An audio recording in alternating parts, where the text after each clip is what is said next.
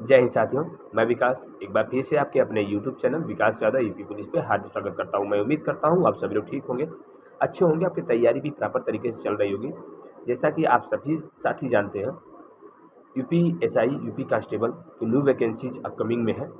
कभी भी notification update हो सकता है और जिसकी तैयारी आप सभी मेरे भाई कर रहे हैं, तो आप उसके लिए तैयारी के लिए जो बेस्ट स्ट्रेटजी है आपकी कि कैसे अच्छा स्कोर करें, कैसे हमारी तैयारी बेहतर हो सके, उसके लिए आप के लिए मैं एक आपके साथ शेयर करूंगा इम्पोर्टेंस ऑफ मॉक टेस्ट। जो आप मॉक टेस्ट देते हैं वो कितना महत्वपूर्ण है हमारे लिए और आपके लिए। अगर हम किसी वैकेंसी की तैयारी करते हैं तो हमारे लिए ये जो मॉक टेस्ट है वो कितना इम्पोर्टेंट है, क्योंकि मॉक टेस्ट हमें तैयार करता है। बिल्कुल जब हमारी तैयारी 70 से 80% हो जाती है तो हम मॉक टेस्ट देना शुरू करते हैं, तो हम देखते हैं कि हमारे स्कोर कितने आ रहे हैं। मैं कह रहा हूँ कि हमारे आपके रीजनिंग 40 क्वेश्चन है, इसमें मैथ 40 क्वेश्चन है, जीएस 40 क्वेश्चन है और हिंदी 40 क्वेश्चन है। ठीक है, अगर आपके 70% अगर कवर हो गए हैं सिलेबस, ठीक है, तो 160 क्वेश्चन में से अगर 70 आप निकालेंगे तो 112 क्वेश्चन आपका तैयार हो गया।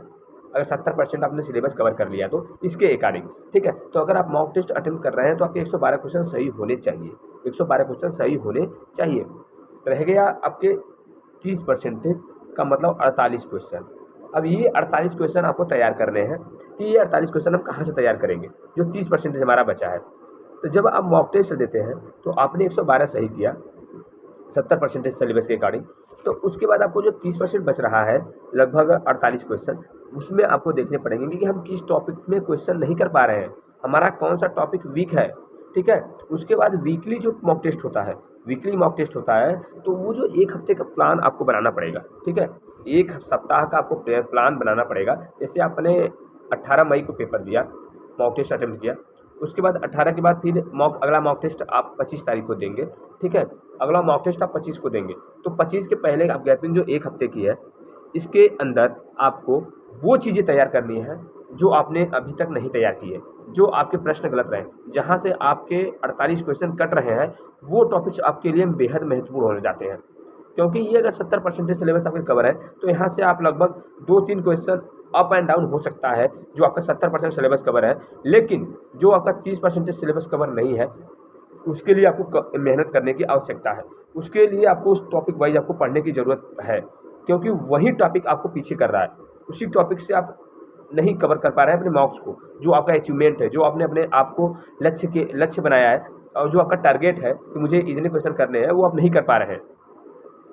तो उस चीज़ को करने के लिए आपको वीकली जिस तरीके से मॉक टेस्ट होता है, इसी तरीके से वीकली आपको अपने टॉपिक को चूज़ करना पड़ेगा कि कहाँ किस टॉपिक से आप अच्छे मार्क्स नहीं ला पा रहे हैं, कहाँ से आपकी गलतियाँ हो रही हैं, तब आप बेहतर करेंगे। और ये एक सप्ताह जो आप अगर मन से, जो एक हफ्ता का ये वीकली जो टारगेट है, ये आपको परफेक्ट बनाएगा तैयारी के लिए, आपको बिल्कुल प्रिपेयर कर देगा मेंटली और फिजिकली। टाइम मैनेजमेंट, वो सारी चीज़ें उसमें इंक्लूड होंगी जो आपको एग्ज़ाम के लिए बेहतर तरीके से तैयार कर सके। तो मेरे अकॉर्डिंग जो आपके टॉपिक्स वीक हैं, जहाँ से आपके नंबर कट रहे हैं, वो टॉपिक्स आप हर वीक का नोट कर लें अपने कॉपी पे। ठीक है, कॉपी पे नोट कर लें, उसके बाद उस टॉपिक्स को तैयार करें। उसके बाद फिर मॉक टेस्ट दें संडे को, फिर एनालिसिस करें कि अभी आप कहाँ पीछे हैं। उसके बाद आप एनालिसिस करें कि अभी भी आप कहाँ पीछे हैं। मैं श्योर बता रहा हूँ, अगर आप इस तरीके से अगर कर लिए, ठीक है, तो आपके अंदर इम्प्रूवमेंट देखने के लिए मिलेगा, आप अच्छे स्कोर करेंगे। और जो ये मॉक टेस्ट में जो आपके क्वेश्चन सही हो रहे हैं, वो एवरेज में होने चाहिए। ठीक है, मैं ये नहीं कह रहा हूँ कि अगर आपका इस संडे को मॉक टेस्ट में 100 क्वेश्चन सही है तो अगली बार ऐसा नहीं कि 80 होना चाहिए, ऐसा नहीं। 1-2 क्वेश्चन आप, लेकिन ट्राई आपको करना है कि वो अप ही जाए। ठीक है, अगर 100 है तो अगले में 102 जाए, 103 जाए, क्योंकि जो एक सप्ताह का आपने प्लान बनाया है, जो एक सप्ताह आपने पढ़ा है, उसका रिजल्ट आना चाहिए, उसका कंक्लूजन आना चाहिए आपके मॉक टेस्ट में। ठीक है, तो आई होप आप सभी साथी मेरे समझे होंगे। जो वीकली प्लान है, टॉपिक वाइज आपको बनाने हैं, मैथ्स के, रीजनिंग के, हिंदी के, जीएस के, और उसी पे फोकस करने हैं। ऐसे क्या है कि आपके जो टॉपिक हैं वो भी तैयार होंगे, आपके सिलेबस भी तैयार होंगे और आप अच्छे स्कोर करने के उसमें तैयारी में भी रहेंगे। अगर और भी कोई आपके अकॉर्डिंग कोई सजेशन होता है तो वो भी ज़रूर कमेंट में बताइएगा। लेकिन मेरे अकॉर्डिंग जो लगा है, मैंने जो एनालिसिस किया है, मेरे अकॉर्डिंग ये आया है रिजल्ट, और मैं भी इसे फॉलो करूँगा। मैं ये नहीं कहता कि मेरे नहीं मार्क्स आ रहे हैं या मेरे नंबर नहीं अच्छे आ रहे हैं तो ज़रूरी नहीं कि आपके भी नहीं आएंगे, या जिनके अच्छे मार्क्स आ रहे हैं या जो वो कहें कि वही शिफ्ट सही है, ऐसा नहीं है।